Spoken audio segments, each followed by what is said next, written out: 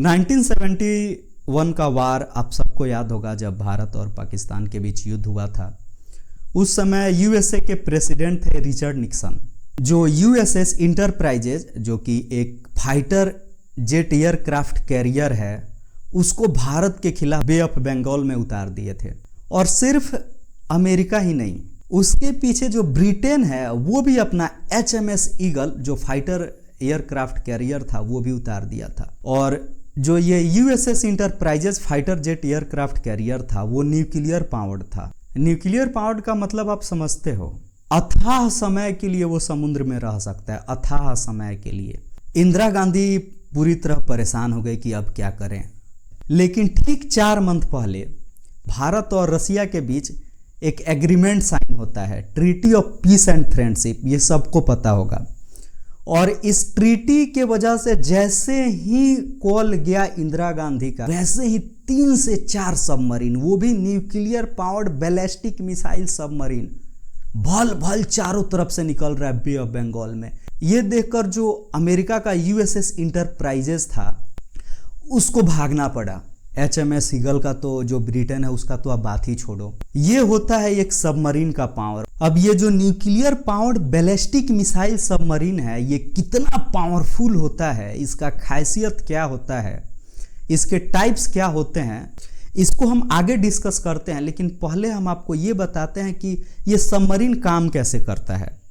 Submarine दरअसल Archimedes के principal पे काम करता है। आर्किमिडीज का जो कहानी है लगभग सबको पता होगा। राजा को शक था कि उनके मुकुट में सोना के जगह सोनार ने कोई दूसरा मेटल तो नहीं मिलाया है, इसीलिए वो आर्किमिडीज को बुलाएं और बोले कि पता लगाओ कि जो मेरा मुकुट है उसमें कोई दूसरा मेटल तो नहीं मिलाया गया है। आर्किमिडीज सोचते रहे, उन्हें कुछ दिमाग में आइडिया ही नहीं आ रहा था। उस वक्त के आर्किमिडीज फिजिसिस्ट थे, साइंटिस्ट थे, जैसे अभी हमारा इसरो है, इसरो के जो वैज्ञानिक होते हैं उसी टाइप के उस टाइम के आर्किमिडीज थे। अब ये सोचते रहे, अचानक से एक दिन नहाने गए तो टब में देखे, जो बकेट होता है वो उतना ही पानी डिस्प्लेस किया है, मतलब उतना ही पानी को हटाया है जितना उसका भार था। अब ये जैसे देखे निकले बाहर और चिल्लाने लगे यूरेका यूरेका यूरेका यूरेका। दरअसल यूरेका का मतलब होता है ग्रीक में आई फाउंड इट, मतलब मैंने पा लिया। आर्किमिडीज उस टाइम नंगा दौड़ने लगे थे यूरेका यूरेका चिल्लाते हुए। राजा पूछे भाई क्या हुआ, तो वो बोले कि मैंने पा लिया यूरेका यूरेका। तो क्या पा लिया, कि इस मुकुट में सोना है कितना है या फिर सिल्वर कितना है, उसी का जवाब मैंने पा लिया। क्योंकि जो हर एक मेटल होता है उसका द्रव्यमान जो है, घनत्व है, वो अलग अलग होता है। तो ऐसे बना आर्किमिडीज प्रिंसिपल। दरअसल आर्किमिडीज प्रिंसिपल ये कहता है कि कोई बॉडी उतना ही डिस्प्लेसमेंट पैदा कर सकता है जितना उसका भार हो। इसी प्रिंसिपल पे काम करता है सबमरीन। सबमरीन में दरअसल एक टैंक होता है जिसका नाम है ब्लास्ट टैंक। अब ये जो ब्लास्ट टैंक है ना, ये मतलब अलग अलग सबमरीन में अलग अलग तरीके से वैरी कर सकता है, लेकिन जो इसका प्रिंसिपल है वो सेम है। सबसे पहले मेन टैंक होता है, मतलब मेन ब्लास्ट टैंक, जो कि सबमरीन का जो बीच वाला हिस्सा होता है वहाँ लगाया जाता है। वो मेजर पार्ट, मतलब मेजर चीज़ को कंट्रोल करता है। अभी आपको हम बताते हैं कैसे। और आगे और पीछे 2 उसमें ब्लास्ट टैंक लगा होता है। दरअसल होता क्या है कि सबमरीन पानी को अंदर लेता है। अब जैसे सबमरीन पानी को अंदर लेगा, सबमरीन का जो भार है वो बढ़ने लगता है और जो सबमरीन है नीचे पानी में चला जाता है। और जो 2 आगे और पीछे जो टैंक है, 2 छोटा छोटा जो ब्लास्ट टैंक, उससे क्या होता है कि अगर सबमरीन को जैसे पीछे झुकना है तो पीछे झुकना है तो क्या करेगा, जो पीछे वाला ब्लास्ट टैंक है उसमें ज़्यादा पानी भर लेगा और जो आगे वाला ब्लास्ट टैंक है उसमें कम पानी भरेगा।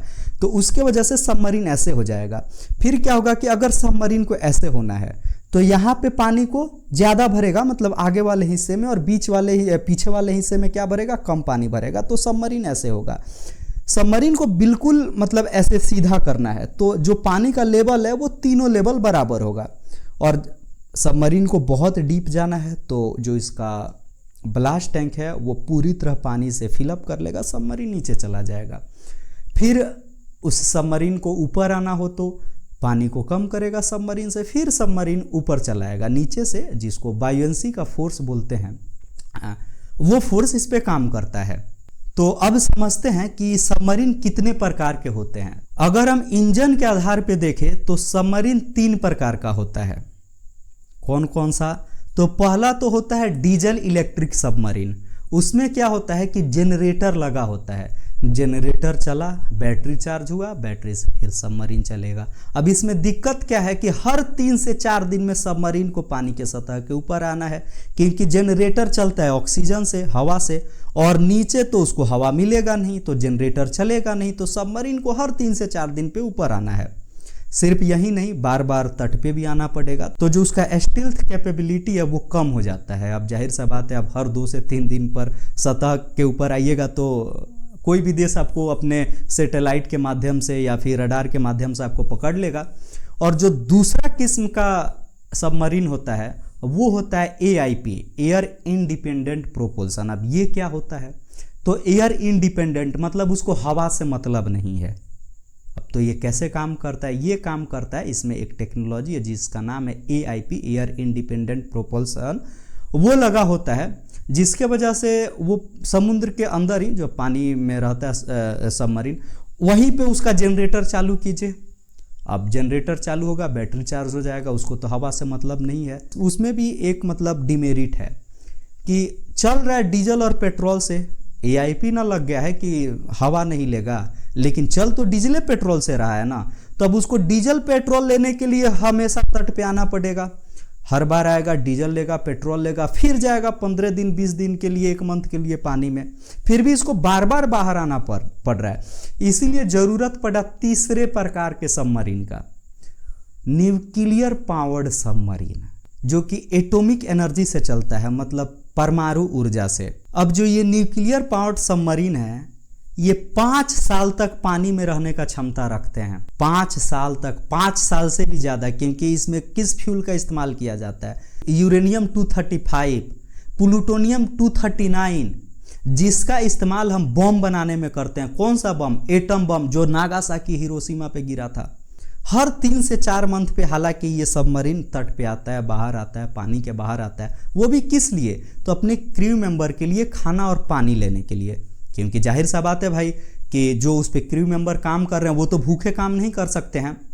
और ये जो फ्यूल है यूरेनियम 235 और प्लूटोनियम 239, दरअसल होता क्या है, अब ये थोड़ा टेक्निकल हो जाएगा, स्लो मूविंग इलेक्ट्रॉन का हम बम्बार्डिंग करते हैं उस पर, जिसके वजह से उसमें एक चेन रिएक्शन शुरू हो जाता है और ये बहुत ही ज़्यादा हीट एनर्जी प्रोड्यूस करता है। और उसी हीट एनर्जी से जो स्टीम इंजन, जो स्टीम होता है, मतलब पानी से भाप बनाया जाता है पानी को, और उस भाप यानी स्टीम से जो टरबाइन है जो पीछे लगा होता है, अभी आप देख रहे हैं जो ये पीछे वाला जो टरबाइन है सबमरीन का, वो चलता है।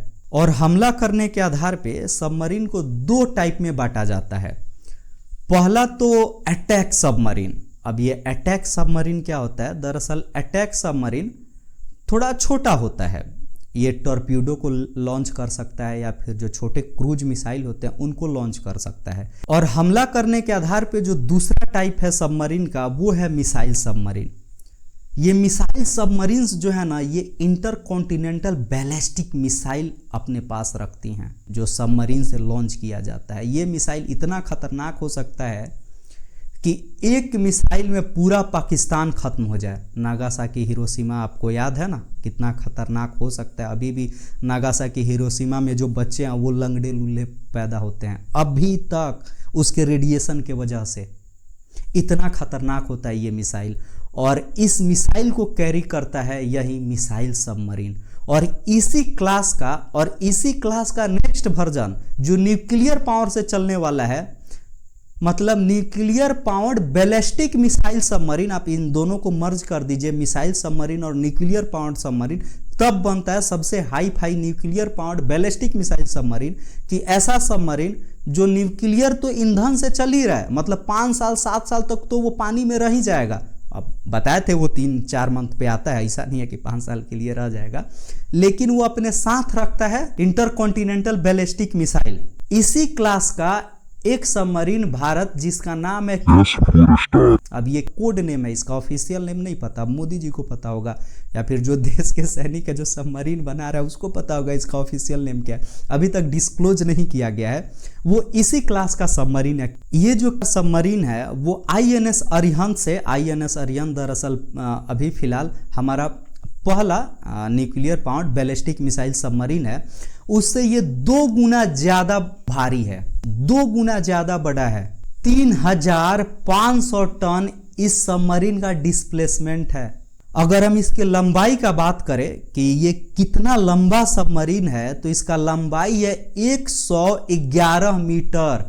अगर हम इसके बीम का बात करें वो है 11 मीटर का। अब ये जो बीम है बहुत मायने रखता है स्टेबिलिटी बनाने के लिए। जो सबमरीन है पानी में, वो उसका बीम और जो लेंथ है उसका जो रेशियो जितना ही अच्छा होगा, आप ध्यान से देखिए 111 मतलब 10 के रेशियो में जो इसका डायनेमिक्स है ये भी बहुत ही परफेक्ट है, ये काफ़ी स्टेबल रहेगा पानी में। और अगर इसके हम ड्राफ्ट का बात करें, ड्राफ्ट वो होता है जिसमें ये पानी को भरता है, तो उसका विड्थ कितना है, वो है 10 मीटर। और अगर हम इस सबमरीन का स्पीड का बात करें कि ये कितनी तेजी से जा सकता है, तो इसका स्पीड है 46 किलोमीटर पर आवर।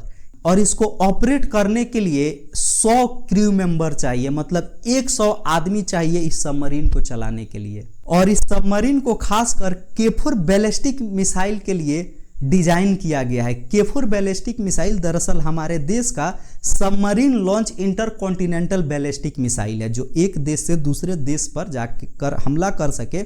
और इसका रेंज है 3500 किलोमीटर। 3500 किलोमीटर का मतलब हुआ कि ना चीन का संघाई बचने वाला, ना चीन का बीजिंग बचने वाला, पाकिस्तान का तो बात ही छोड़ दो। हमारे तो 2 ही दुश्मन है ऑफिशियली देखा जाए तो। आजकल एक नया दुश्मन बनने का कोशिश कर रहा है टर्की, तो इसके रेंज में पूरा टर्की भी है। और एक और गुड न्यूज अगर हम आपको बताएं तो सिर्फ एक यही सबमरीन नहीं है जिसे लॉन्च किया गया है। 9 अक्टूबर के दिन CCS मतलब कैबिनेट कमेटी ऑन सिक्योरिटी, जिसमें मोदी भी आते हैं, अजीत डोभाल भी आते हैं, तो इन सब का बैठक हुआ और डिसीजन लिया गया है कि 2 और nuclear powered ballistic missile submarine को बहुत जल्दी लॉन्च किया जाएगा। उसको बनाने का मतलब काम शुरू होने वाला है। और सिर्फ इतना ही नहीं, 3 और जो डीजल इलेक्ट्रिक से चलने वाला सबमरीन है उसको भी भारत लॉन्च करने वाला है। उस पे ऑलरेडी काम चल रहा है मैग्वाना डॉकयार्ड्स पे। फ्रांस है उसी के नेवल ग्रुप से, मतलब हम कोलैबोरेशन करके इसको बना रहे हैं। और इन सारे सबमरीन से कम्युनिकेट करने के लिए एक नेवल स्टेशन बन रहा है। अब ये जो नेवल स्टेशन है खुद में बहुत ज्यादा खास है, क्योंकि ये बहुत जो लो फ्रीक्वेंसी वाला सिग्नल होता है ना, उसी पे ऑपरेट करेगा। तो अगर हम इन सारे सिनेरियो से एक निष्कर्ष निकाले तो एक ही निष्कर्ष निकलता है कि जो हमारा देश भारत है वो सबमरीन्स पे ज्यादा फोकस करना चाहता है, आइदर एयरक्राफ्ट कैरियर पे।